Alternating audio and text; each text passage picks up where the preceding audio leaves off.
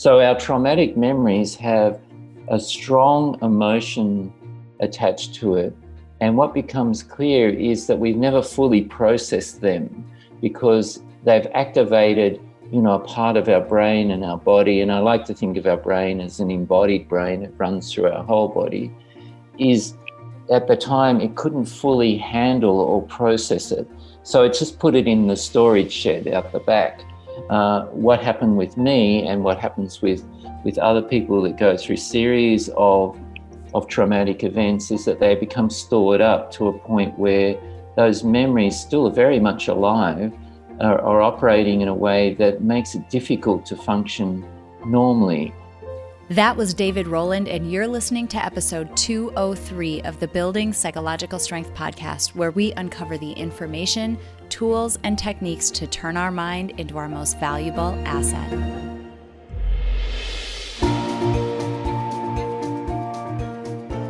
The courage to face fears with persistence. Being able to be present enough in this moment to choose my response thoughtfully.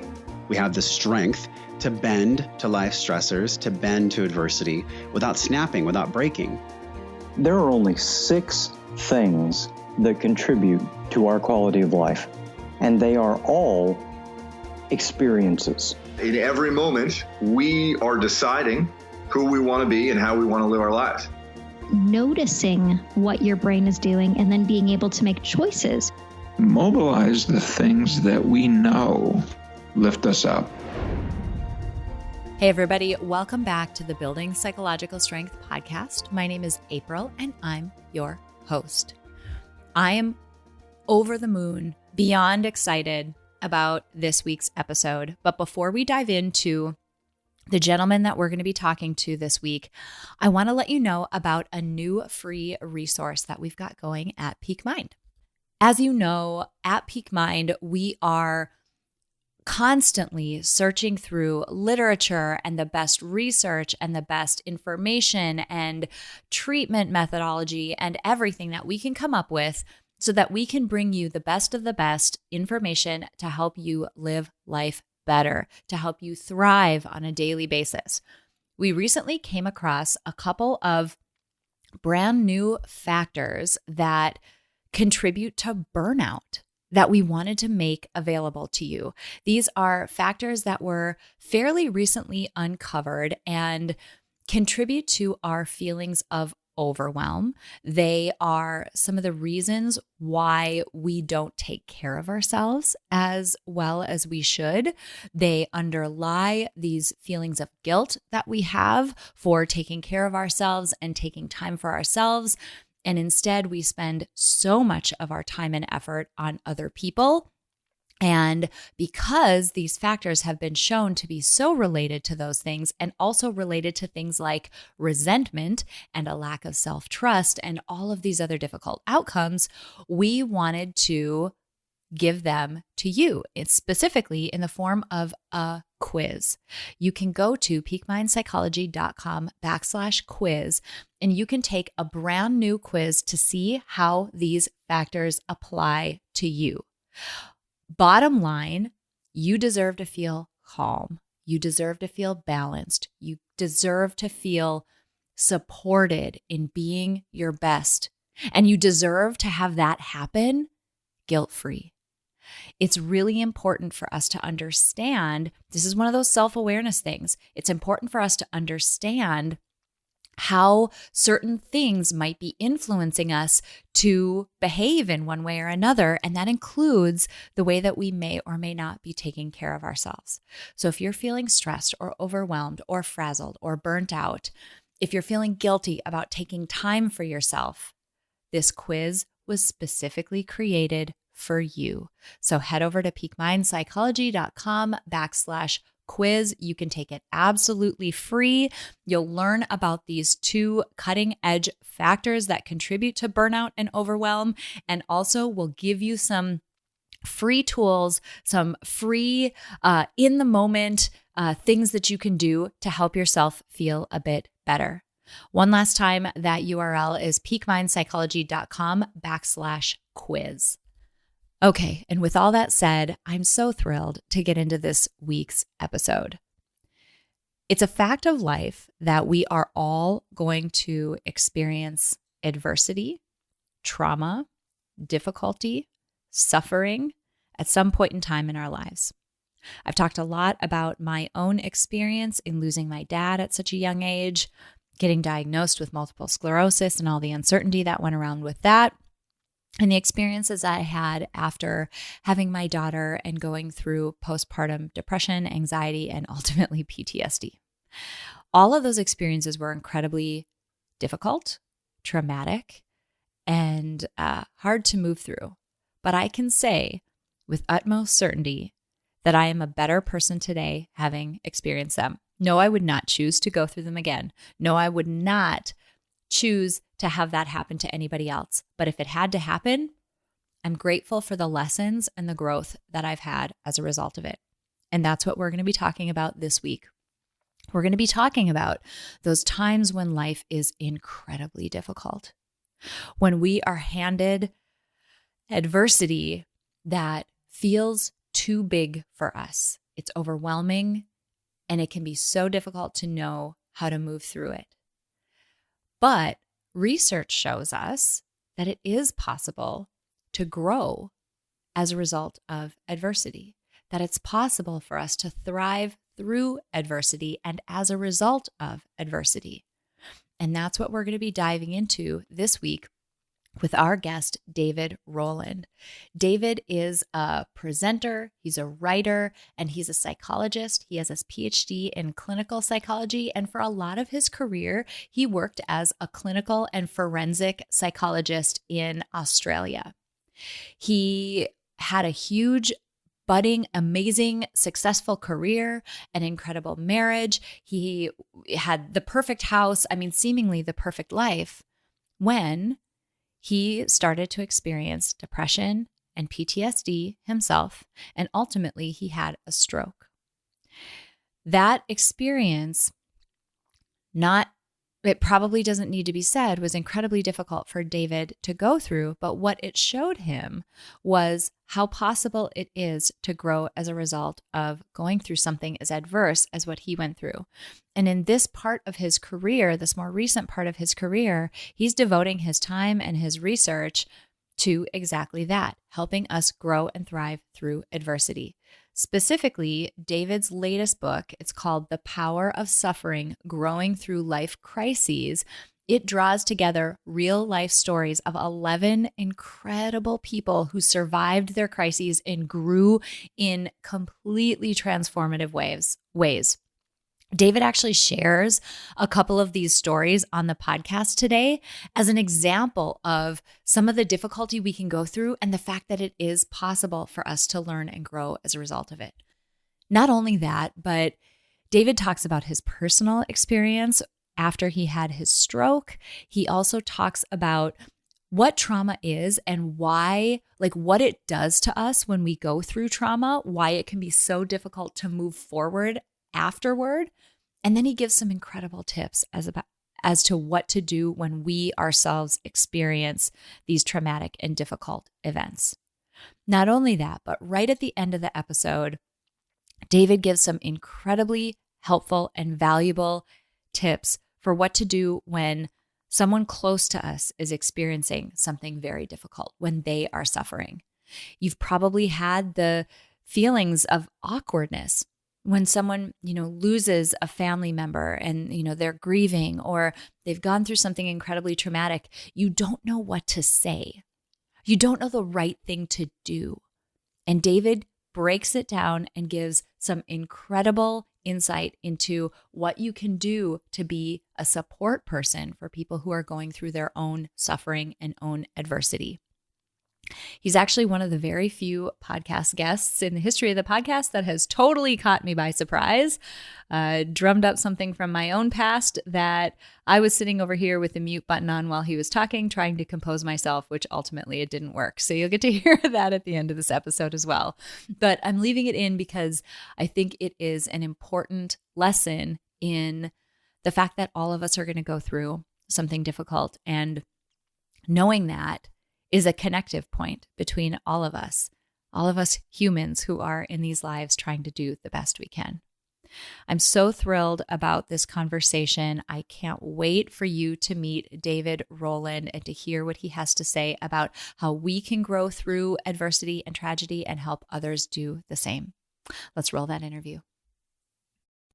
David, I am so excited to have you here for this episode of the podcast because we're going to be diving into a topic that, frankly, everyone needs to have a background in and have some tools in their toolkit around, because it's something that, unfortunately, but realistically, we're all going to have to go through at different points in our lives. So thank you so much for taking the time to be with us today. Oh, thank you for having me on the show, April. It is a strange topic to be talking about, but I think we all recognize that it's part of life, unfortunately. Yeah. So today we're going to be talking about, for the audience, some of those really, truly difficult times of life. Those times when, it requires every ounce of coping skills and resilience that we possibly have. Some of the most difficult times of life, health crises, death of people that we love, other adversity in life that, we don't love focusing on those aspects of life, which unfortunately, because we don't focus on them very much, it leaves people in a position where they don't have the skills they need or as many skills as they could use when they do inevitably hit a time of real adversity. So having someone like you on the show who has not only academic expertise in this area, but also personal experience in this area is really of value. I would love to start there, actually. You've written a number of books, but one of your books in particular really dives into your personal experience. The book is called How I Rescued My Brain, A Psychologist's Remarkable Recovery from Stroke and Trauma. Wow. You are not the type of person who's going to be pontificating about something that they've never experienced. Can you take us through that journey a little bit? Tell us a bit about the personal experience that you've had to really set up the arc that we're going to be on in this episode. Yes, I'd love to, and I think it's important because I really am speaking from life experience, as another human being first before any of this professional expertise.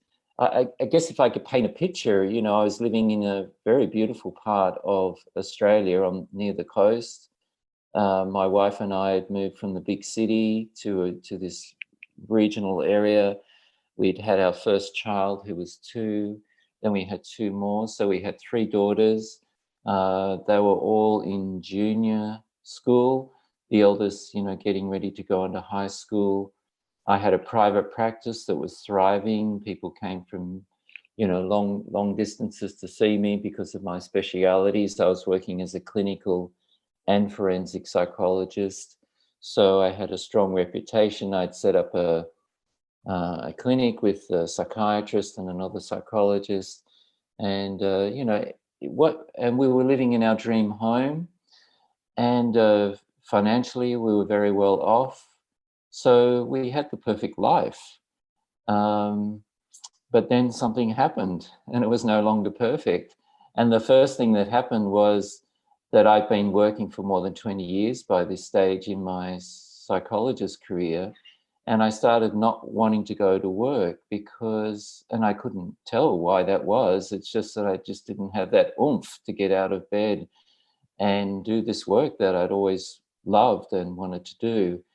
And I was also experiencing nightmares, imagining my daughters going through horrible situations and our family being trapped in awful situations and sometimes being killed. And because I'd worked with trauma for a long time, it was one of my specialities, I thought maybe I am traumatized by all the work that I've done. I've worked in the prison system as well, so I'd seen some awful things. There've been a few times when my life had felt threatened during my work. So I was putting two and two together, and I spoke to a senior psychologist in my area who I knew had worked with Vietnam veterans and trauma, had done his PhD in that area. And I told him what was happening, and he said, I think you've got post-traumatic stress disorder and you're also depressed. So that made a lot of sense. So I thought, well, I'll take time out of my private practice and I'll get well and I'll go back to work. And this was prior to the global financial crisis in 2008. And because I took time off work and then the global financial crisis hit, we were living off savings, our life savings. And then, when it came to sell our investments, because I couldn't go back to work as quickly as I'd hoped, we were getting depressed prices. So the short of it is that we completely ran out of money. We were on our knees financially and had to go to our family to support us. And then I had a stroke, and the stroke really had no known medical cause. We did all the tests afterwards, but the stroke came out of the blue, and it was probably stress induced. It can be that when you're very scared or very stressed, you can have a spike in blood pressure, and any little plaques in your arteries could go to the vertebral arteries in your brain. And that seems to be the most likely thing, because I generally was physically well and healthy, and I wasn't doing any of the wrong things that would indicate that I was going to have a neurological event like that. And the other thing that happened subsequent to that was that I was misdiagnosed. So I was rushed, my wife rushed me to the local general hospital because she said I didn't have the droopy face or loss of mobility, but I was wandering around the house early in the morning, dressed to go to work, but I hadn't worked for 2 years by this stage. And she said I was speaking in a dreamy voice, and I'd ask her what I was supposed to be doing. She would tell me, she said, you're supposed to be taking the children to camp, school camp, because it's the holidays. And then 5 minutes later, I'd ask her the same question. And I was speaking in a dreamy voice, and I was called to touch. So she took me to the general hospital, and they couldn't work out what was wrong with me. But because I had this history now of post-traumatic stress disorder, and I had this extreme amnesia, I couldn't remember what had happened 5 minutes before. They thought maybe it's a psychiatric-induced amnesia. So they sent me to a psychiatric clinic, which I went as a voluntary patient, but I hated it there. I just didn't feel like this is where I should be. But I thought I'd had a complete nervous breakdown. I completely lost my mind. And that was the most frightening thing I've ever experienced, this idea that I've lost my control of myself, that this mind that had been so superbly working for me before now was just a mess. And fortunately, one of the psychiatrists there said, I'm not completely convinced of this diagnosis. He sent me for a MRI test of the brain, which happened 3 weeks after my initial hospital admission. And that confirmed I'd had a stroke. So it was completely organic. It wasn't psychological at all. And the book that I wrote, How I Rescued My Brain, is really, it describes that event, but it really is how I got myself from that to, more or less as well functioning as I am today.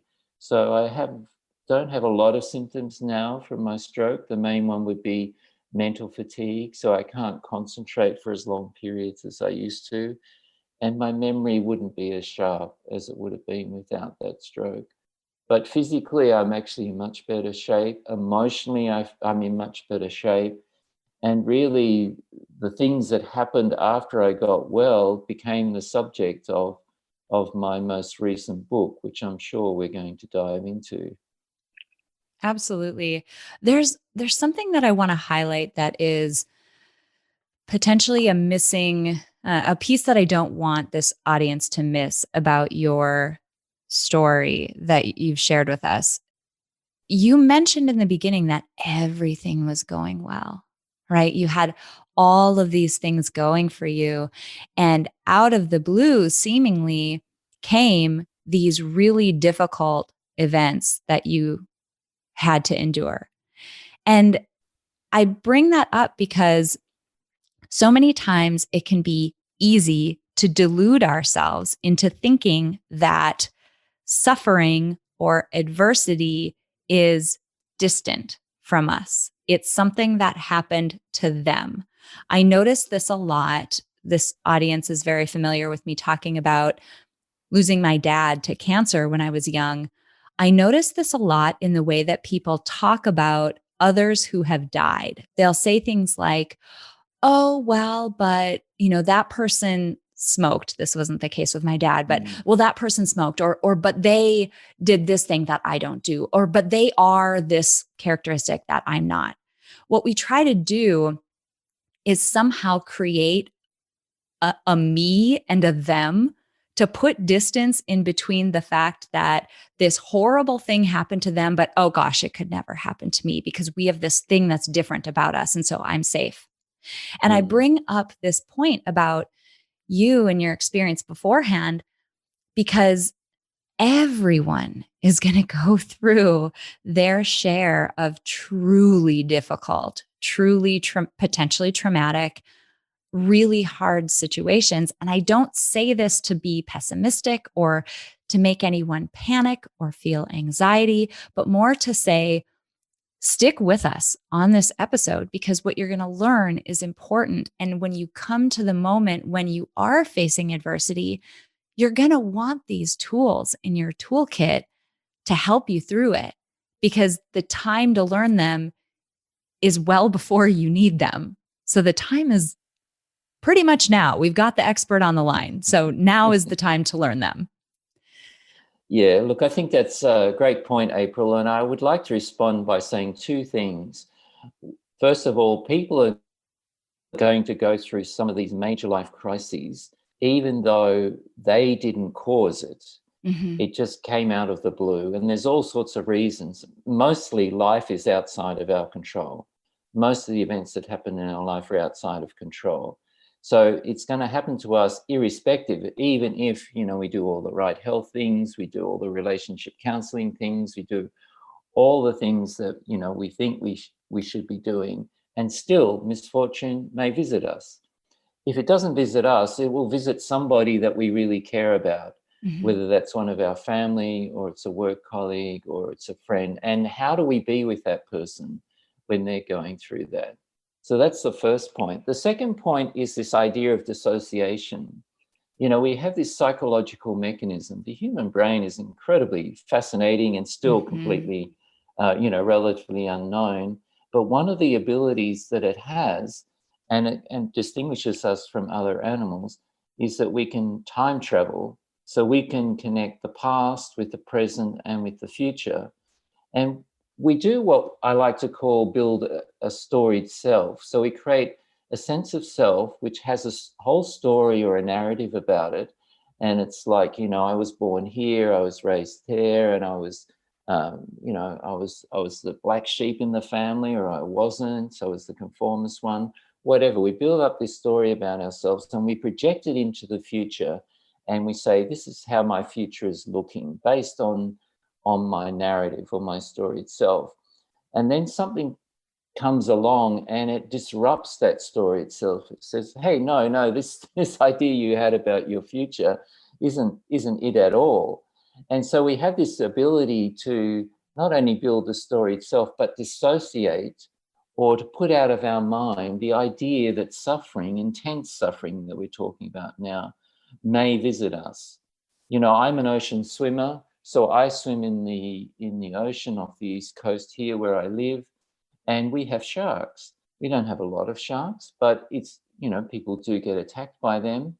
And if I swim across the bay where myself and other swimmers swim, if I keep thinking, any minute now a shark is going to come up behind me and take a bit of a nip, I'm going to stop swimming. So I know the risk is incredibly low. I'm more likely to be hit by a car driving to the beach than I am being taken by a shark in the ocean. But if I keep thinking about that shark is going to visit me while I'm swimming, I'm going to stop swimming. But I love swimming so much and it's so good for me, and I know the risk is really low. I just put out of my mind that that's going to happen to me. And there was one other thing I might add is that, this perfect life I had also included the perfect marriage, but now I'm divorced.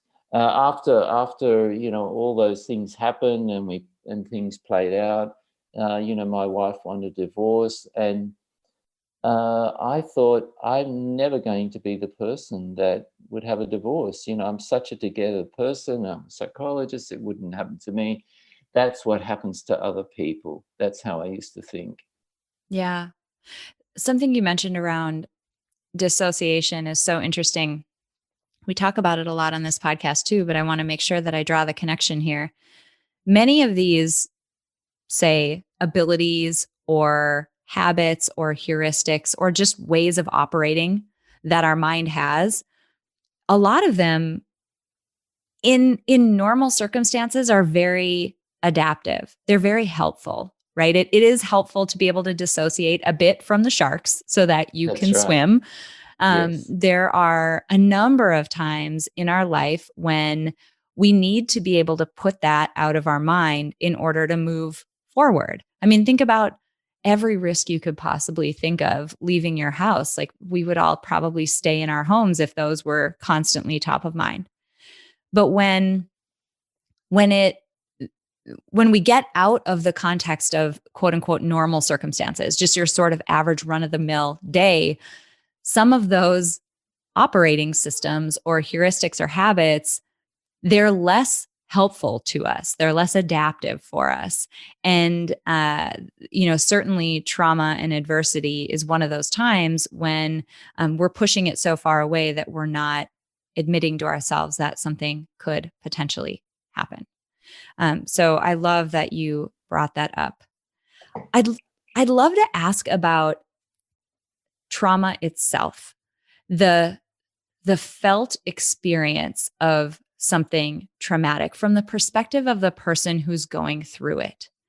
There is a lot that happens in our mind. I'm wondering if you can talk through actually what happens in our mind, or why can it be so difficult for us to sort of move on or move forward or get through this traumatic experience? Like, what happens to us? You mentioned PTSD. What happens to us when we're experiencing adversity or trauma of that level that can make it so difficult for us to move forward? Yes, sure. When I went to therapy, as I said, this is before my stroke, but after I had to close my practice because the psychologist, whose name is Wayne, said, I think you've got PTSD. What became really apparent as I was talking through my life experiences with him was that there were what we call light bulb memories of events that had happened, which had never quite left my mind. And this type of traumatic memory is got a flavor to it that's different from an everyday kind of memory. So if I ask you, what you'd had for lunch yesterday, you probably don't remember, or you might remember, unless it was a particularly significant event, like was a birthday lunch or something, had some strong emotion attached to it. So our traumatic memories have a strong emotion attached to it.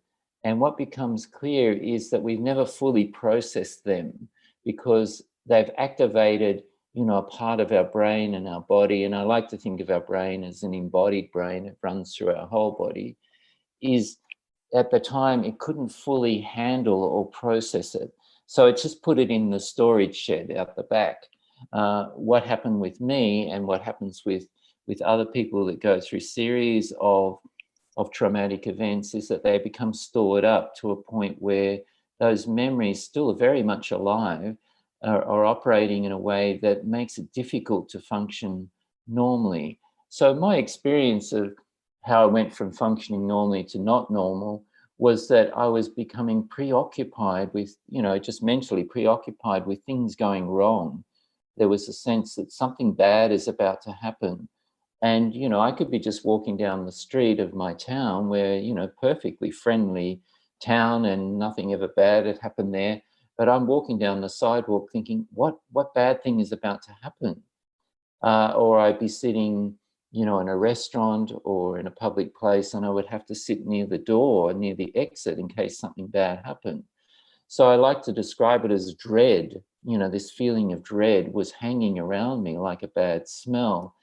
And I think the other way the other experience I had was that not only was I on high alert all the time, and that, loud sounds, for example, would trigger me so that I, shudder and shake, was that just this idea of this sense of chaos, the idea that the world was unsafe and that everything felt like I was in a chaotic situation where I had no control, whereas before, I'd had control over my thoughts and my behaviors. And when I was going through therapy, what Wayne would do is he said, go back through your life and bring up any memories. This is with closed eyes. Bring up any memories that seem to stay stuck in your mind or trouble.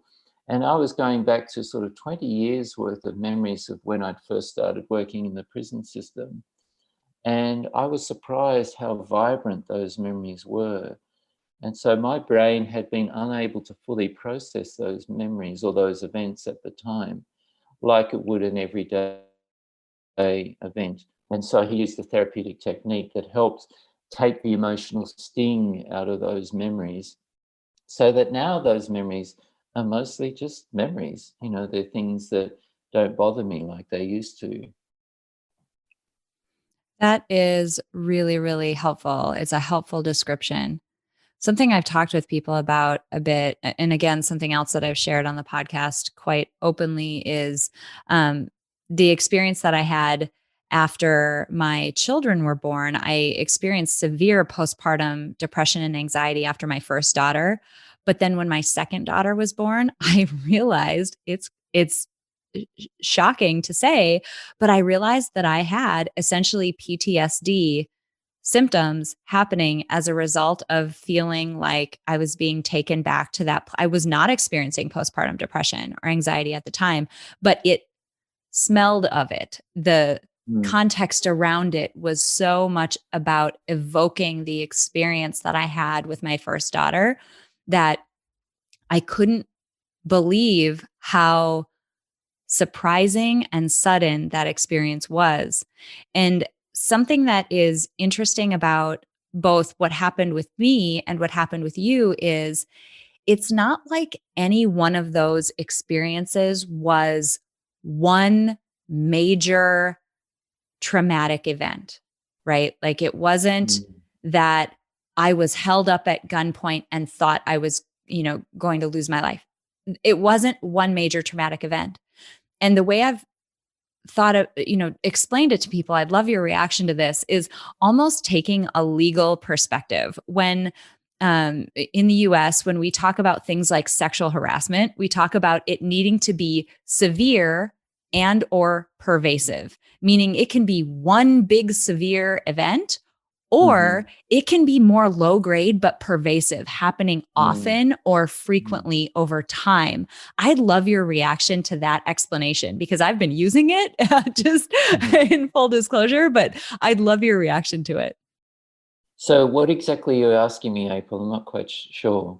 Yeah, just the idea that we can experience these PTSD type symptoms or experience trauma in a couple of ways, that it can be either one very severe event, or it can sort of build over time after we experience multiple, I guess, less severe events, but still, they're still enough to register to us. Yes, I've got you now. Yep. Well, I think, one of the things I used to do when I was living in Sydney was I would consult for a company that would do critical incident stress debriefings. And that was, that model where somebody's had maybe a hold up at work, or there's been suicide, or, a motor vehicle accident, and in the workplace, and someone like me is called in to to debrief and provide any follow-up counselling with those people that were directly or indirectly affected. And that would be like a single event where somebody's not expecting that to happen. And most often, people are going to recover from those single events. PTSD is actually, quite a small amount of those people, incidence of those people in terms of recovery. They'll initially have a lot of post-traumatic stress symptoms, but they'll dissipate over time. And part of the critical stress debriefing is just normalizing people's symptoms when an event like that happens. I think what you're also pointing to is where, and it could be in a workplace or it could be a life situation, where you're getting those repetitive, but as you say, low-grade types of events happening, which build up over time. And a good example of that would be paramedics or even service men or women, in a war setting, where what's different about them is they're actually trained to expect these types of things to happen.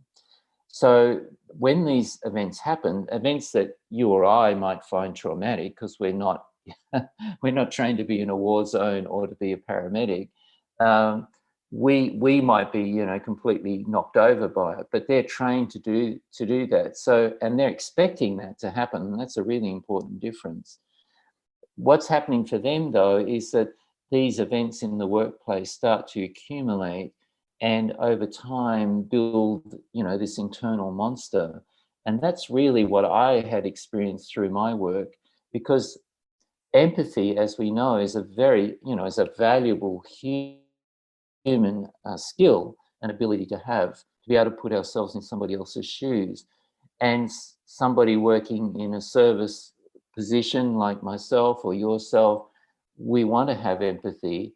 But the empathy can hurt, because when we're being empathic to somebody else's distress, as a paramedic might be, they're feeling, physiologically, they're feeling some of the experience of the person that they're helping. So they're creating internal distress in themselves. And that's why paramedics, for example, need ways of self-soothing and understanding their experiences and processing their experiences, so they're not getting a build-up of this trauma-related physiological response each time they turn up for work. So I'm not sure now how we're going with the answer to your question. It's super helpful. It's actually a great segue, because I would love to talk a bit about helping people think about how they can move through these experiences when it happens to them. You mentioned your book, The Power of Suffering, Growing Through Life Crises. I know there's a number of stories in that book that talk about people who have gone through incredibly difficult experiences and have managed to grow from it, learn from it.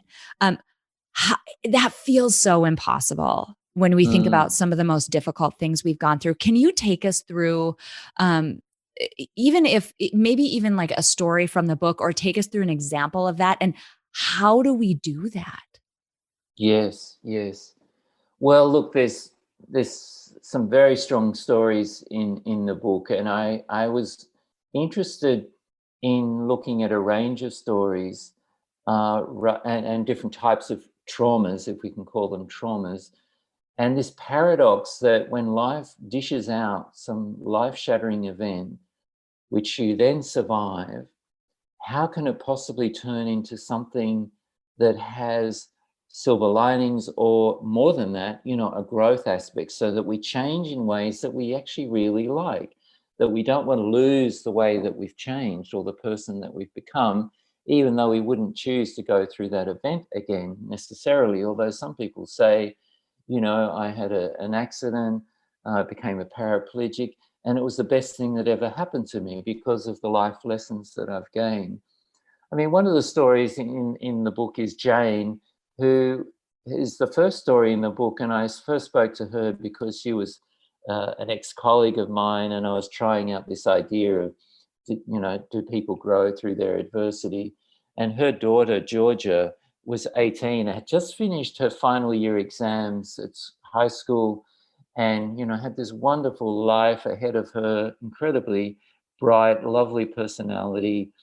and was going to head off to South America on her big trip, which she'd saved for.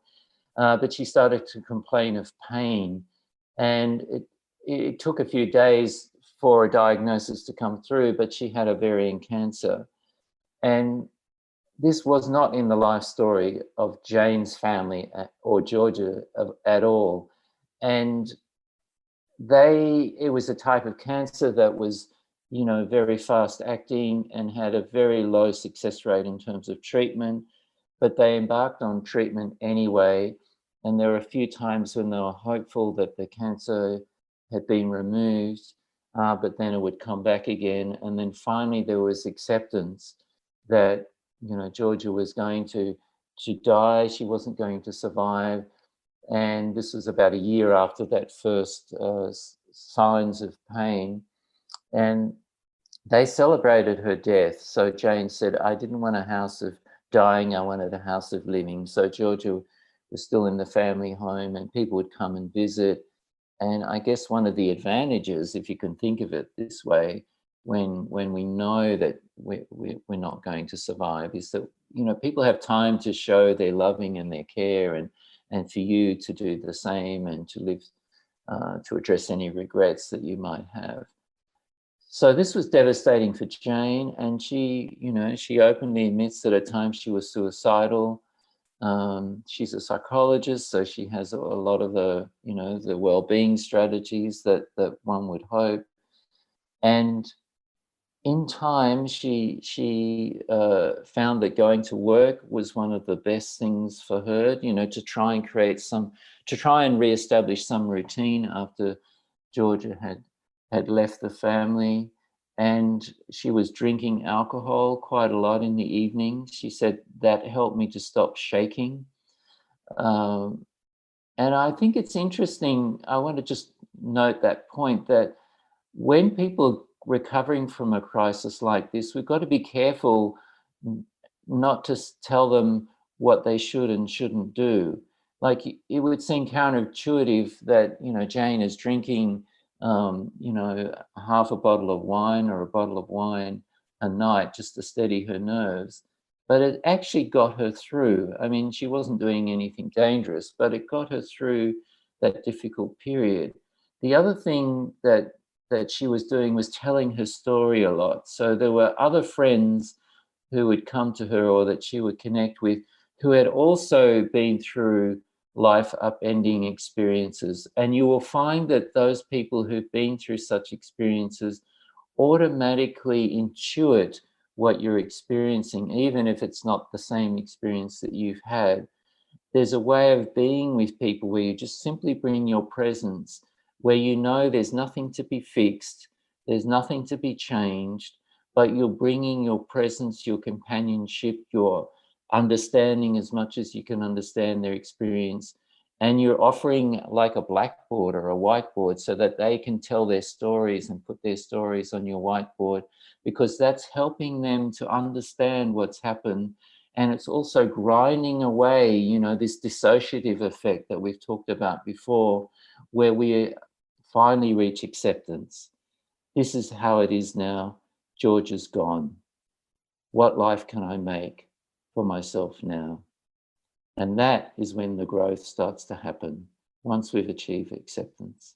We've talked about acceptance a few times on the podcast, and it's such a tough concept for people to wrap their minds around, because you hear the word acceptance and you think it means appreciation, or you agree with what happened, or you're glad about it. And that isn't it. It's just getting to a point where you can acknowledge what happened without wrestling with it mentally so much, that you can be at a place where you could acknowledge the facts of something that happened, whether you like them or not, whether you would prefer it to be different or not, acknowledging that. And that feels like, if I'm getting this right, you're saying that's that first step that needs to happen before true growth can happen after a really difficult situation. Yeah, so acceptance, you put your finger on it there. Acceptance is not about liking what's happened. It's acknowledging what's happened and starting to behave or act as if that's true. So George is gone. Okay, So I've still got this life to live. How can I make, this the most meaningful life? What am I going to do knowing that she's gone? And that accept that you might start behaving as if, okay, George is gone, but still there'll be times where you think, oh, maybe she isn't. So this acceptance, can have a long tail. But the important thing is that behaviorally, we start acting in a way which suggests that we're accepting that this is how it is now. It feels like there is, so once people have accepted, once they are behaving in a way where, they're saying, yes, this thing did happen. How do you make the pivot from that to growth? How do you make it mean something for you? How do you learn from it? How does that pivot happen? It's a process. So in the early days, we're having a lot of intrusive rumination, a lot of thoughts about, George is gone, I want it back. And this is when we're creating a lot of suffering for ourselves, before we've really got to the acceptance stage. When we get to the acceptance stage, we're starting to engage a lot more in self-reflection. Okay, so George is gone, but I've still got my son with me, I've still got my husband, or, I've still got my work. You start to see, okay, what do I have? And how can I live a life without Georgia? Like, my story was that I would be going to her wedding, that sort of thing, and she would be coming to my funeral. Okay, it's gone the wrong way around. So there's this period of self-reflection. And it's in this period of self-reflection that we've often engaged new relationships. So people will come into your life that you never expected them to. These, as I said, these could be people that have also been through upending life events. And people will drop out of your life that you didn't think they would. So in Jane's case, some family friends just couldn't handle what had happened, and they turned out to be very disappointing in terms of support. But on the other hand, new people came into her life, and she engaged in new activities which would bring her into contact with new people, will help her give a new perspective. So it's this period of self-reflection and engaging in new things that will start to give you a new perspective. And then what happens is that as you take this new perspective, you start to have new experiences, new doors open, you open to new possibilities. You also start to recognize that you've actually just been through something really tough. And one of the growth aspects is this idea of personal courage, that when we survive something, we look back on it and we think, how on earth did I get through that? I never realized that I was so strong.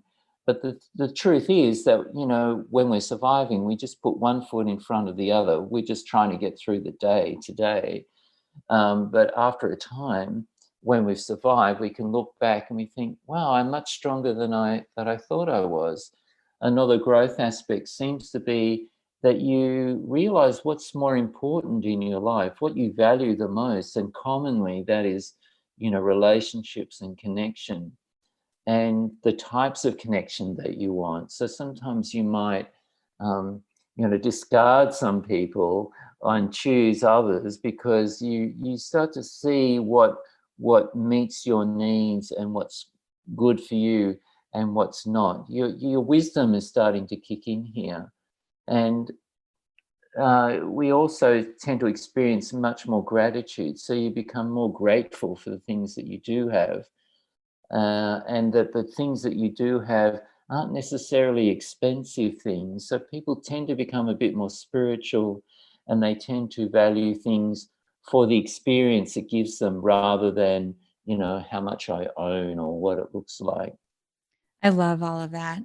It's so powerful because it gives people an idea of what that other side looks like. And I really it resonates so much with me when I think about the path after my dad passed away and what that looked like. It really did follow so much of, along with so much of what you said.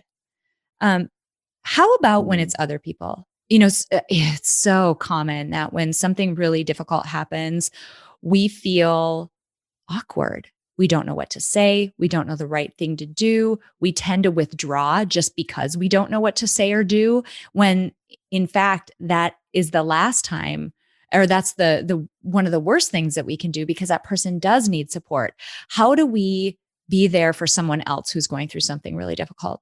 Yeah, great question. So I just briefly touch back on that idea of dissociation, which you said, is it can be a survival strategy, and it definitely is most of the time. But when, a friend or a loved one goes through a major crisis and they really need us to be there, that dissociation effect is not helpful. So we become distressed by the other person's suffering or the other person's distress. So the uncomfortableness really is with our own distress about their distress, or what they're experiencing brings up for us. Like if your friend is gone through a divorce, and that maybe trigger feelings about you and your own relationship, that's creating your own discomfort, and that could be a reason why you don't want to be with them. So I was really keen on this, to understand this better. And one of the stories in my new book is a senior chaplain with our state's ambulance service. That's probably why I was talking about paramedics a bit before. So I got to understand how he works with paramedics, both on the scene, maybe on the roadside after an accident, or in their homes afterwards. And I was really interested, what does a chaplain bring to a life crisis? And this fellow, Paul McFarlane, was telling me, he said, we can go into the home of a family where a child has died and sit with them in the lounge room, have a cup of tea with them, and there may not be very much conversation at all. But after we leave, and he's talking about the chaplains, after we leave, they thank us. They say, thank you for all you've done. And he said, you think, what did I do? I was just with them. And Paul explains really beautifully how everybody else in that situation, all the emergency service workers, everybody else, is busy doing their thing, this job that they've been trained to do. But no one's actually sitting with the hurt or the grief or the shock of the family as they're going through it. No one's actually in that really hard place. And what Paul also says is that we don't need to fix it. So when somebody else is going through a crisis, of course, we want to keep them safe, provide for any practical needs they've got. But it's not a situation we can fix, certainly not in the beginning. So we don't have to feel any responsibility to say the right thing or do the right thing that would lead to some better outcome. Because in that moment, in those early days, there is no better outcome. There's nothing to be fixed. There's nothing to be changed other than, as I say, to address any practical needs of our friend or our loved one. And so what it comes down to is we actually don't have to say very much at all. We don't have to, and I say this strongly now. I'm less concerned myself when I'm with somebody who's in distress about saying the right thing. I think, first of all, I just need to be there. And I can say, I don't know what to say. This is terrible. This is beyond my experience. I don't know what to say. You could ask something. You say, is there anything you would like me to do? But we just don't want to presume we know what's best for them, and we don't want to trot out cliches. Like there's some awful cliches, like, somebody's lost a child and they'll say, oh, well, you can have another one. There's these cliches, they actually really hurt. So don't trot out those cliches. So I'm not sure how we're going with that answer. That's so helpful. It's funny, I'm sitting over here trying to compose myself because, you mentioned the chaplain person in your book, and I hadn't thought about this for, decades, probably. But one of the most helpful figures when my dad was sick, especially, and when he died, but when he was sick was the police department chaplain. His name, I'm going to tear up, but his name was Walt Schott, and he was so sweet. He did exactly what you said. He came and sat with us.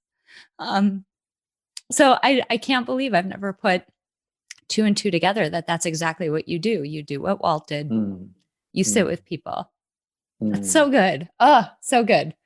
Okay, so while I compose myself over here, it's not often that a guest can get me to tear up. Usually I've thought through and talked through and whatever, everything. So, well, if you don't mind me saying, I think what your emotional reaction speaks to right now, April, is how impactful it is simply to be with somebody, just to be with them.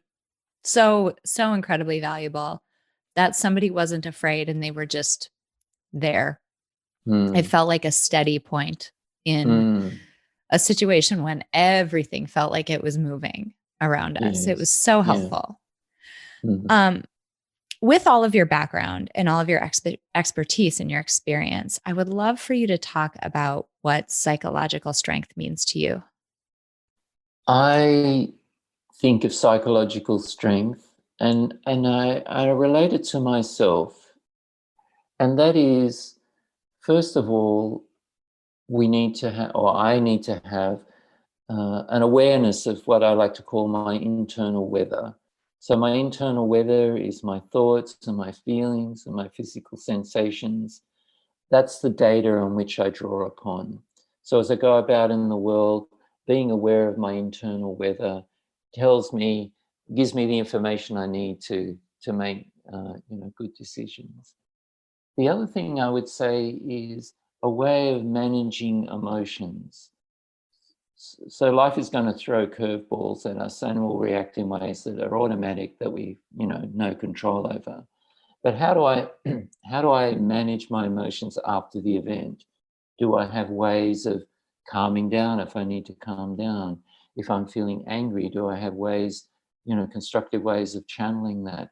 And life experience helps a lot with learning to do those things. The other thing I think of as a psychological strength is this idea of curiosity, or an openness to new experiences or new learning. Because if we just stay the same, we never learn, we never inquire.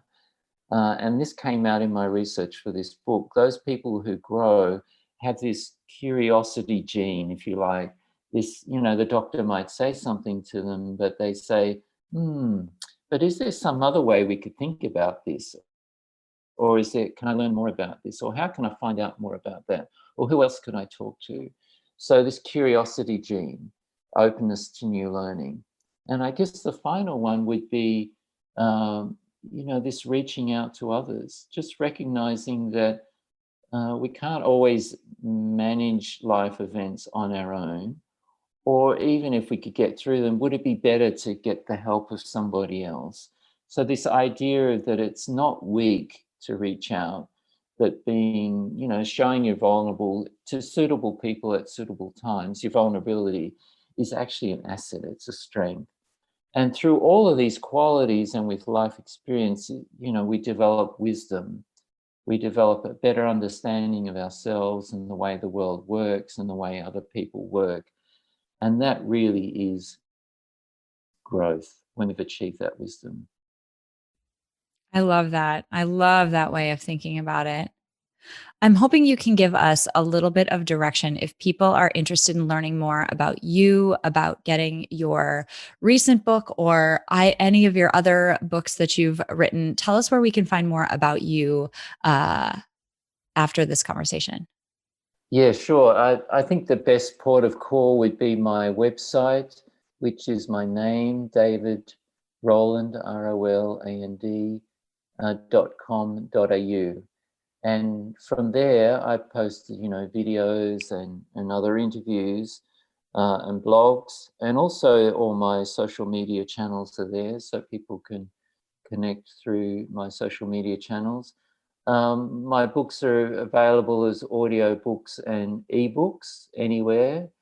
The paperback of The Power of Suffering. It's just been released in the UK. It's available, of course, in Australia and New Zealand. And I think from the US, you would probably order it through Amazon UK or Book Depository, one of those. But yeah, and the same with my previous book, How I Rescued My Brain. That's widely available as well. Perfect. I'll make sure that we link up to your website in the show notes. So if you are listening to this episode, you should be able to just swipe up, scroll down, and get to those links quick and easy. David, this has been fantastic. I love the depth of knowledge that you have around this important topic. You can just feel the care and empathy that you bring as you approach these very delicate, difficult topics. And that's exactly what we need as we're thinking about moving through some of the most difficult times of our life. So I really appreciate you being here and taking the time with us today. Oh, thank you, April, and thank you for your genuineness as well. I really appreciated that. It's a simple fact that nearly everyone in the world could benefit from building psychological strength, but not everyone will put in the time and effort to do so. But today you did. Thank you so much for listening to this episode of Building Psychological Strength. Now, if you're interested in building the mental toughness, confidence, and resilience you need to thrive through life's ups and downs, visit us at www.peakmindpsychology.com. Also, if there's someone in your life who could benefit from this episode, please share it with them. And if you yourself found this episode valuable, meaning if you took away even one insight that you can use to build psychological strength in your own life, we would so appreciate it if you would drop us a rating and a review on iTunes. The thing is, the more ratings and reviews we have, the easier it is to get this powerful and important content out to the people who need to hear it. Remember, your mind can be your most valuable asset or your biggest liability, and you get to choose. So choose wisely, my friend. And I'll see you next time on Building Psychological Strength.